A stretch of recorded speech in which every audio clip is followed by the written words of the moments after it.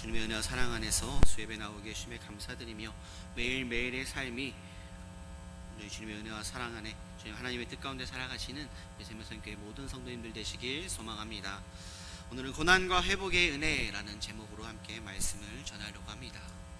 우리는 살아가다 보면 많은 고난을 겪게 되고 그 고난이 해결됨 가운데 하나님 앞에 기쁨과 감사의 찬양을 드리기도 합니다.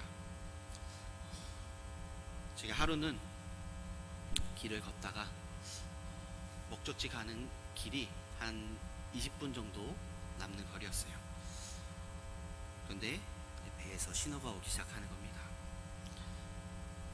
그때부터 이제 식은땀이 나기 시작하는데 하나님을 몇 번 불렀는지 모릅니다. 혹시 그런 경험들 다들 있으신가요? 너무나도 급해서, 화장실이 너무 급해서 하나님을 많이 불러보신 적 있으신가요?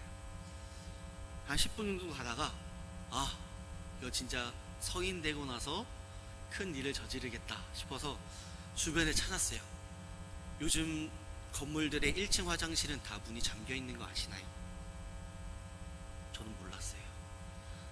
근데 알게 됐어요. 그러다가 이제 하나님 왜 저에게 이런 고난을 주시나요? 왜요? 이렇게 하다가 문이 열려있는 화장실을 찾게 되었습니다. 딱 들어가서 행복함을 느꼈죠. 근데 또다시 고난이 찾아옵니다. 휴지가 없더라고요. 또 이제 생각나기 시작합니다. 하나님 왜 저에게 이런 고난을 주셨나요? 믿을 건 옆에 비어있는 한 칸 그 자리에 누가 오는 거였어요. 또 하나님께 기도합니다. 하나님 옆에 주세요. 안 그러면 저는 오늘 맨발로 가야 합니다. 많은 그런 고민 가운데 한 10분 동안 기다렸습니다. 근데 옆에도 다급하게 들어오더라고요. 그러면서 열심히 거사를 치러요. 조심히 말씀 똑똑똑 휴지 좀 주실 수 있을까요? 다행히도 주시더라고요. 우리가 인생을 살아가다 보면 좀 지금 저의 이 예는 좀 더러운 예였지만 살아가다 보면 많은 고난이 우리에게 찾아옵니다. 이러한 더러운 그런 급박한 이야기가 아니라 우리의 삶 가운데 우리가 인생을 살아가는 데 있어서 정말 이 고난이 나에게 안 찾아왔으면, 나에게 이 슬픔이, 나에게 이 어려움이 찾아오지 않았으면 얼마나 좋았을까 라는 그러한 고난이 우리에게 찾아올 때가 있음을 우리는 경험하게 됩니다. 또한 그 고난 가운데 해결하시고 회복하게 하시는 그 하나님의 은혜를 경험 또한 하게 됩니다. 하나님 해결해 주셔서 감사합니다. 회복하게 해주셔서 감사합니다. 그러한 감사의 찬양을 올려드리기도 합니다. 그러한 많은 우리의 인생을 살아가다 보면 고난도 있고 회복도 찾아옵니다. 우리의 인생에는 또한 설명되지 않는 고통과 고난이 찾아오며 그런 고난과 고통이 있는 것을 경험하게 됩니다. 신실하게 살았지만 무너지는 나의 건강, 기도했지만 무너지는 인간과의 관계, 사람과의 관계, 수고했지만 열심히 노력했지만 열매가 없는 그러한 삶, 그러한 인생의 어려움과 고난 가운데 우리의 삶은 어떠해야 하는가에 대해서 함께 말씀을 나누고자 합니다. 욥은 그러한 삶의 현장에서 고난을 당한 그 의인의 대표라고 볼 수가 있습니다. 그의 고난은 단지 한 사람의 인생사가 아니라 우리의 고난과 믿음의 여정을 대표하는 이야기로 바라볼 수가 있습니다. 마태복음 11장 28절 말씀에 수고하고 무거운 짐진 자들아 다 내게로 오라 내가 너희를 쉬게 하리라. 고난 중에 그리스도로 말미암아 참된 회복과 평안을 주시는 그 하나님의 은혜를 온전히 누리며 살아가시는 기억된 모든 성도님들 되시길 소망합니다. 성경은 욥이 어떤 사람인가에 대해서 1장에 자세히 말씀하고 있습니다. 욥 1장 1절 말씀에 보면 우스 땅에 욥이라 불리는 사람이 있었는데 그 사람은 온전하고 정직하여 하나님을 경외하며 악에서 떠난 자더라 라고 말씀합니다. 우스 땅, 남으로 에돔과 북으로 아람을 포함한 요단 동편의 광대한 지역입니다. 욥은 이러한 광대한 지역에서 온전하고 정직하여 하나님을 경외하며 경건한 믿음으로 하나님께 칭찬받는 그런 믿음을 가진 자였습니다. 그래서 6장 7절 말씀에 1장 6절에서 7절 말씀에 하루는 하나님의 아들들과 사탄이 하나님 앞에 서게 됐는데 하나님께서 사탄에게 내가 어디서 왔느냐라고 물어보십니다. 그래서 사탄이 땅을 두루 돌아다녀 여기저기 다녀왔다라고 말합니다. 그럴 때 하나님께서는 욥기 1장 8절 말씀에 여호와께서 사탄에게 이르시되 내가 내 종 욥을 주의하여 보았느냐 그와 같이 온전하고 정직하여 하나님을 경외하며 악에서 떠난 자는 세상에 없느니라 라고 또한 다시 한번 말씀하십니다. 하나님께서 욥의 믿음을 인정하셨고 칭찬하시는 그런 말씀을 보게 됩니다. 그래서 사탄이 욥의 믿음이 좋은 것은 하나님께서 그에게 복을 주셔서 소유물을 풍성하게 하셨기 때문이라서 그의 손을 펴서 주의 손을 펴서 그의 소유물을 치시면 틀림없이 주를 향하여 욕할 것입니다. 원망할 것입니다. 라고 말합니다. 그러자 하나님께서는 욥기서 1장 12절 말씀에 내가 그의 소유물을 다 내 손에 맡기노라 다만 그의 몸에는 내 손을 대지 말지니라 라고 말씀합니다. 내가 그의 소유물을 다 내 손에 맡기노라 다만 그의 몸에는 내 손대지 말고 그의 소유물을 내 마음대로 해보라 라고 사탄을 보내십니다. 사탄이 욥에서 가서 그의 소유물을 다 없애고 자녀들을 죽입니다. 그래도 욥은 이렇게 고백합니다. 1장 21절에서 22절 말씀 이르되 내가 모태에서 알몸으로 나왔사온즉 또한 알몸이 그리로 돌아올지라 주시니도 여호와시요 거두시니도 여호와시오니 여호와의 이름이 찬송을 받으실지이다 하고 이 모든 일에 욥이 범죄하지 아니하고 하나님을 향하여 원망하지 아니하니라 라고 말씀합니다. 이 세상에 올 때 아무것도 가지고 오지 않았고 죽을 때 아무것도 가지고 가지 못하며 주시니도 하나님이시고 거두시니도 하나님이시기에 하나님을 향하여 찬송하고 모든 일에 범죄하지 않고 하나님을 향하여 원망하지 않는 그런 욥의 모습을 보게 됩니다. 욥의 그러한 믿음을 보고 하나님께서는 사탄에게 이렇게 말씀하십니다. 여호와께서 사탄에게 이르시되 내가 내 종 욥을 주의하여 보았느냐 그와 같이 온전하고 정직하여 하나님을 경외하며 악에서 떠난 자가 세상에 없느니라.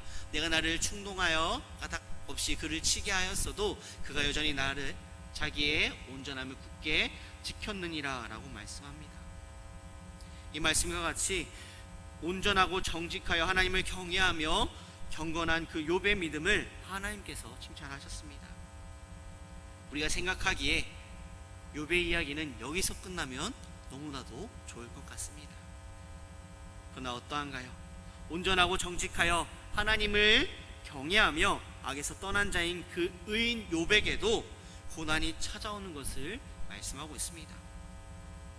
그러한 고난 중에서 오늘 본문은 욥의 고난이 끝나고 그 회복의 은혜를 경험하는 말씀으로 바라볼 수가 있습니다. 그래서 오늘 읽은 본문 욥기 마지막 장인 이 42장은 단지 고난이 끝났다라는 것은 그런 의미가 아니라 이 장은 고난 가운데 하나님의 얼굴을 바라본 자, 자신의 지혜와 의를 내려놓고 하나님만을 붙든 자, 그리고 은혜로 회복된 자의 그 욥의 이야기를 말씀하고 있습니다. 오늘 우리는 욥기 42장 오늘 본문 1절에서 6절 말씀을 통해서 고난을 겪는 자에게 주시는 하나님의 위로와 회복의 은혜, 그리고 그리스도 안에서 고난의 궁극적인 목적을 함께 나누어 보고자 합니다. 욥기서 전체를 크게 네 부분으로 나누어 볼 수가 있습니다. 1장에서 2장은 욥의 고난이 시작되는 그런 사건에 대해서 말씀하며 3장에서 37장까지는 욥과 그 세 친구들 간의 3차에 걸친 상호 변론들과 엘루의 중재를 다루는 전개에 대해서 말씀하고 있으며 38장에서 42장 6절까지는 하나님께서 절대 주권을 선언하는 그런 내용을 말씀하고 있으며 또한 42장 7절에서 마지막 장 17절까지는 욥의 중보와 회복을 다루는 그런 말씀으로 나뉘어져 있습니다. 특히 오늘 본문에서 욥은 고난을 통과한 후에 이렇게 고백하는 것을 보게 됩니다. 욥은 고난을 통해 자신의 무지와 한계를 깊이 경험하게 되었으며 또한 욥이 고난을 당하기 전에는 하나님에 대하여 귀로 듣기만 했지만 이제는 눈으로 주를 뵙는다라고 고백하며 자신의 죄를 회개하는 모습을 바라보게 됩니다. 고난의 이유를 우리가 다 알 수는 없지만 그 고난을 고난은 우리를 더욱더 정결하게 한다라는 것을 보여줍니다. 그래서 히브리서 기자는 5장 8절에서 9절 말씀, 그가 아들이시면서도 받으신 고난으로 순종함을 배워서 온전하게 되셨은즉 자기에게 순종하는 모든 자에게 영원한 구원의 근원이 되시고 라고 말씀합니다. 예수님도 고난으로 순종함을 배우셔서 온전하게 되셨다라고 말씀하고 있습니다. 그렇다면 오늘 말씀을 통해서 고난을 통해 깨닫고 변화된 모습은, 욥의 모습은 어떠할까요? 먼저 욥은 하나님의 절대적인 주권을 깨닫게 됩니다. 1절에서 3절 말씀에 보면 욥이 여호와께 대답하여 이르되 주께서는 못하실 일이 없사오며 무슨 계획이든지 못 이루실 것이 없는 줄 아오니 무지한 말로 이치를 가리는 자가 누구리이까? 나는 깨닫지도 못한 일을 말하였고 스스로 알 수도 없고 헤아리기도 어려운 일을 말하였나이다 라고 고백합니다. 이 고백은 욥이 하나님의 임재 앞에 서게 됐을 때의 그러한 반응으로 보여집니다. 그동안 욥은 하나님께 따지고 싶었습니다. 왜 내가 이러한 고난을 당해야 합니까? 나는 죄가 없지 않습니까? 하나님의 공의는 어디 있습니까? 그러나 하나님께서 말씀하실 때 그가 자신이 얼마나 작은 존재인지를 깨닫습니다. 우리의 인생을 바라볼 때 나에게 왜 이런 고난이 찾아왔는지, 내가 왜 이러한 시련과 역경을 견뎌내야 하는지, 그러한 고민들 가운데 있을 때 우리가 하나님 앞에 바로 섰을 때 우리는 깨닫게 됩니다. 우리는 너무나도 작은 존재이며 하나님의 주권은 너무나도 절대적이라는 사실을 우리는 다시금 바라보게 됩니다. 욥기서 23장 10절 말씀, 그러나 내가 가는 길을 그가 아시나니 그가 나를 단련하신 후에는 내가 순금같이 되어 나오리라 라고 말씀합니다. 우리가 많은 말씀으로 알고 있는 욥기서 23장의 10절의 말씀입니다. 그런데 많은 사람들은 나를 단련하신 후에는 내가 순금같이 되어 나오리라 라는 이 부분에 초점을 맞춰 바라봅니다. 그래서 내가 하나님을 믿으면, 하나님 앞에 열심히 봉사하면, 하나님 앞에 열심히 헌금하고 하나님 말씀에 더욱더 붙잡으면 더욱더 나의 삶은 평안해질 거야. 단련하신 후에 순금같이 되어질 거야. 나의 삶은 평탄해질 거야 라는 착각에 빠지게 됩니다. 하지만 우리가 이 말씀에서 주의해서 주목해서 바라봐야 될 것은 그가 라는 것입니다. 내가 가는 길을 그가 아시나니 그가 나를 단련하신 후에는 내가 순금같이 되어 나오리라 라고 말씀합니다. 우리는 너무나도 작은 존재이기에, 또한 인간이기에, 죄인이기에 아무리 바르게 산다라고 말하지만, 아무리 하나님의 말씀을 지키며 봉사하며 모든 것을 하나님께 드린다라고 말하지만 우리는 죄인이기에 하나님 앞에 너무나도 작은 자임을 깨달아야 한다라는 것입니다. 그렇기에 내가 순금같이 되어 나오리라를 바라보는 것이 아니라 나를 순금같이 되게 하시는 그 주님을 바라보는 모든 성도님들 되시길 소망합니다. 그 하나님께서 예수 그리스도를 통하여서 주시는 그 회복의 은혜를 바라보아야 합니다. 욥은 고난 앞에서 이해받고 싶었고 자신의 무고함을 증명받고 싶었던 것을 보이게 됩니다. 하지만 하나님 앞에서 그는 더 이상 변명하지 않는 그런 모습을 보게 됩니다. 이 장면은 십자가 앞에 선 우리들의 모습을 닮아 있습니다. 그리스도의 십자가를 통해 우리는 우리 안에 의로움이 얼마나 헛된 것인지 깨닫게 됩니다. 고난의 진정한 해석은 논리가 아니라 하나님 자신의 임재와 은혜 안에서만이 이루어질 수 있다라는 것을 말씀하고 있습니다. 내가 아는 만큼 하나님을 안다고 생각했던 그러한 교만, 하나님께 따지며 그 뜻을 해석하려던 태도, 이 모든 것을 내려놓고 하나님 앞에 무릎 꿇는 자리로 돌아가야 한다라고 말씀하고 있는 것입니다. 그리고 예수 그리스도를 바라보아야 합니다. 예수 그리스도는 단지 우리보다 더 지혜로운 분이 아니라 하나님의 지혜 그 자체이시며 우리의 고난 가운데 그 깊이를 계시하신 분이 바로 하나님이십니다. 그렇기에 우리는 나의 이 어려움, 고난 가운데 이 회복하고 회복되어지고 더욱더 평안해지는 그러한 우리의 다음의 미래를 바라보는 것이 아니라 나의 삶을 이끌어 가시며 나의 삶을 붙잡아 주시는 하나님을 바라보아야 한다라고 말씀합니다. 그렇다면 욥은 또한 어떠한 변화를, 어떠한 깨달음을 얻었을까요? 바로 하나님을 듣던 자에서 뵙는 자로 변화되었다라고 말씀합니다.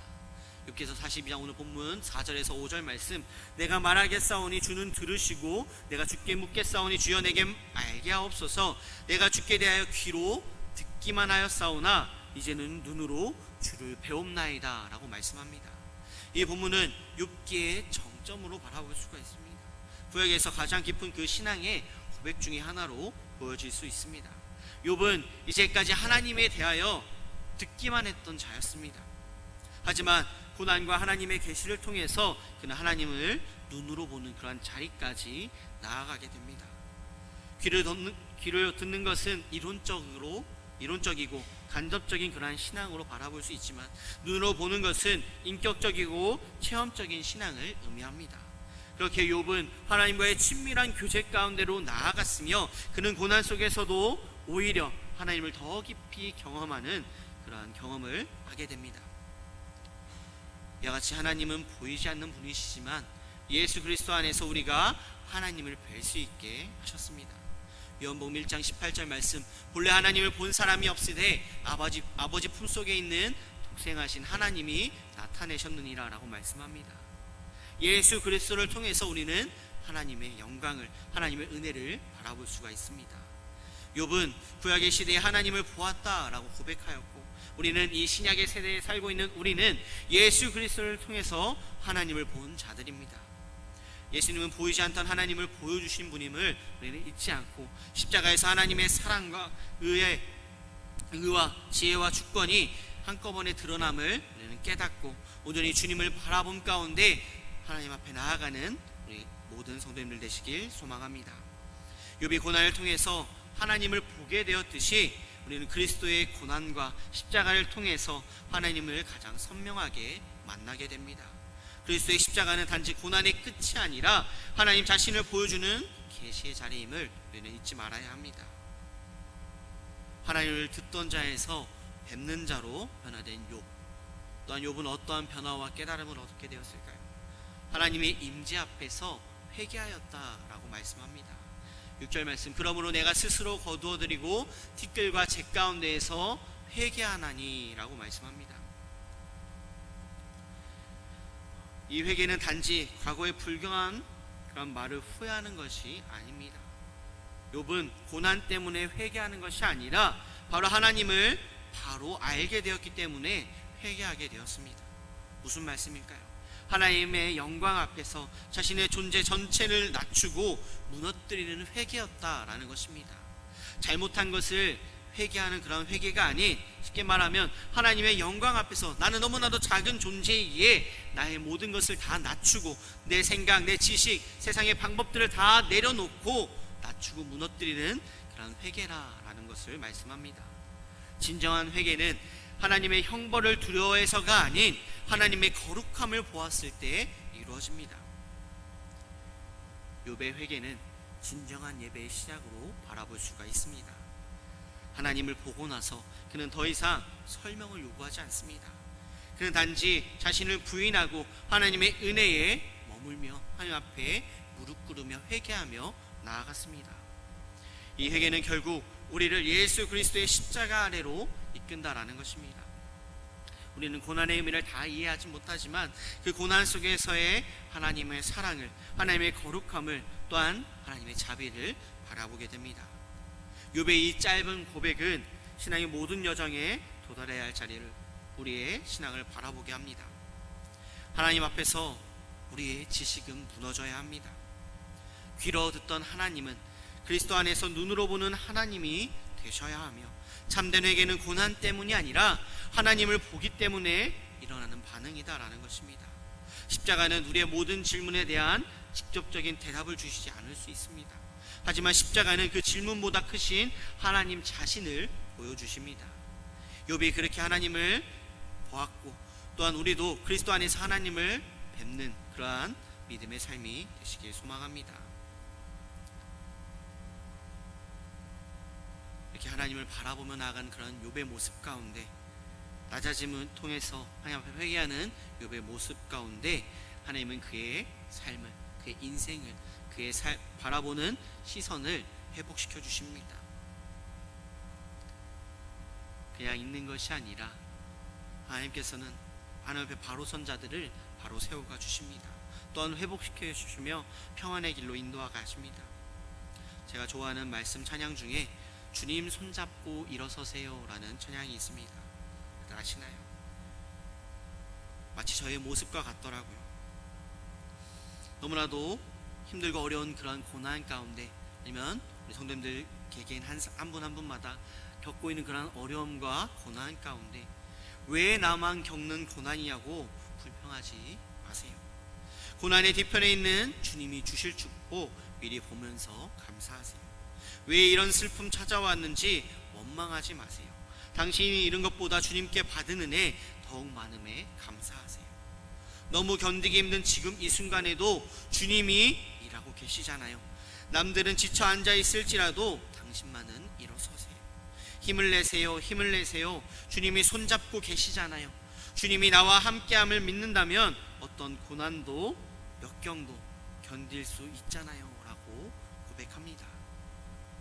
이 찬양의 고백이 우리의 삶의 고백이 되어야 하며, 또한 나만 겪는 이 고난, 나에게 찾아온 이 슬픔을 온전히 우리의 삶 가운데 우리의 삶을 인도해 가시며 붙잡아 주시는 하나님을 바라보는 우리의 삶이 되어야 합니다.